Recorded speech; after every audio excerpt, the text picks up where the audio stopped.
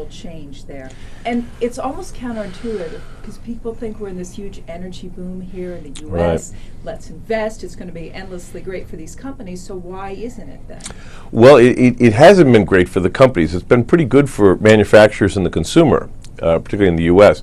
In terms of the integrated oil companies, the business demonstrably has gotten worse. And it's for a simple reason. The cost of finding oil and replacing your reserves has gone up. And let's just use Exxon as an example.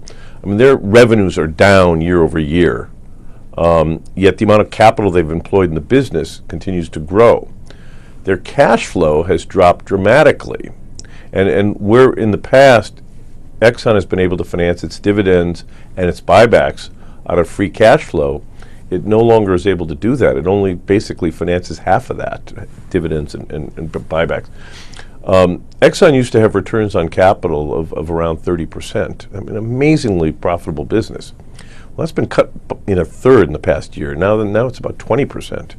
So it's telling you that on the margin, these companies are increasingly finding it difficult to cheaply replace their reserves. And I've basically called them, they're liquidating trusts. And they're not the values they used to be. And they're having now to borrow to finance a lot of the financial engineering that they're doing to keep their shares at the same level. So ExxonMobil is not a value stock like Warren I Buffett don't think it's a value stock. I think it's a value trap. And the national oil companies are even worse. I don't even think they're businesses. I think you're basically financing government programs.